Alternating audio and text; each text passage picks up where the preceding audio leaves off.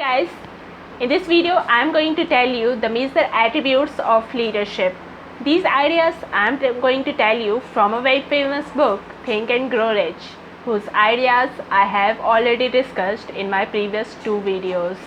So continuing the series of those videos, I am telling you some more ideas from this book. So without any delay, let's start. The leader should have some major attributes, and if you want to become a good leader, then you must have that. The first one comes is the unwavering courage.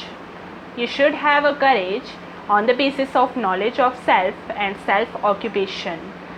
Nobody will like to dominate by such a person who lacks in self-confidence and courage, and also he will not gain the respect of his followers very long. Now coming to the second attribute, it is the self-control. It is a very important attribute, since if a person cannot control himself, then he also cannot control the others. Self-control sets a mighty example for the followers, which the most intelligent person will like to emulate. After that, the third quality a leader must have is a keen sense of justice. A leader should have a sharp sense of fairness and justice, so that he can develop a feeling of equality among all and a sense of importance to all, and no person will feel a sense of injustice or misery of people. Nothing happens perfectly at all, but you can try to the misery, so that majority of people will be in favor of justice and so will respect the leader. After that, the fourth quality a leader should have is definiteness of decisions. A leader should take the quick decision also, because some circumstances do not allow the delay of decision, and also must stick to that decision. For that, he need to consider the consequences also while taking the decision, and for that he should have a practice of that all the forethought he should have in mind while taking the decision, so that he will not be disturbed by the consequences happening due to that decision, and will step up accordingly the consequences to deal with them.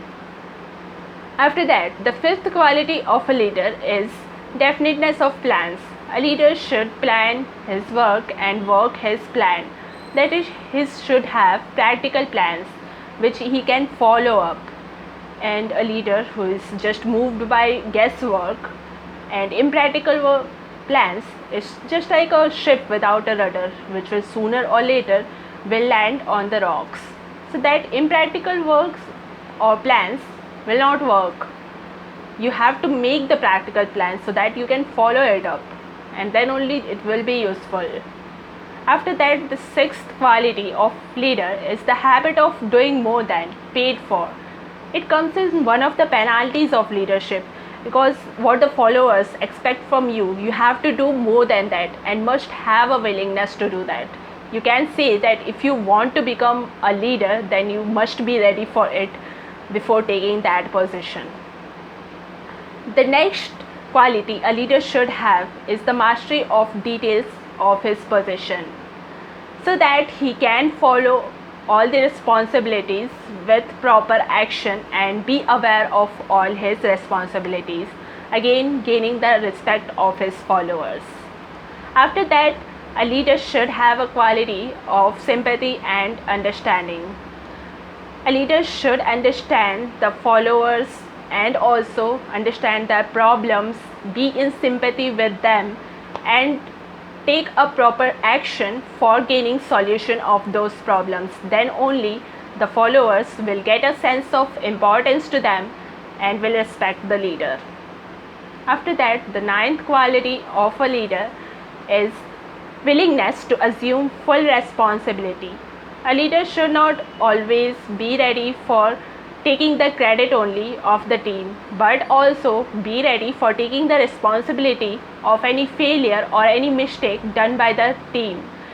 If a follower admits that he has done a mistake and that is responsible for the failure of any deed or any plan or any mission, then it is the leader who should have take the responsibility and say that it is he who has failed, and not shift the responsibility to the follower. Otherwise, he will not remain the leader very longer and will lose the respect of the followers. After that, the 10th quality of a leader is cooperation. So, leadership calls for power and power calls for cooperation. For that, a leader should understand the principle of cooperation and must also apply that, so that the followers will also cooperate with them, and also he must be able to induce the cooperation in his followers, so that every person will work in a spirit of teamwork and all will be fine, because a teamwork is possible only by having the cooperation in each person. After that, the next quality of a leader is a pleasing personality. A leader must grade high on all the factors which pay for a pleasing personality.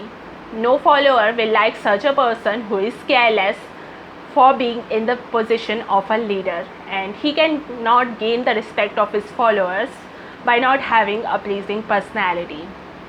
So these were the major attributes of leadership which I have told you from Think and Grow Rich book.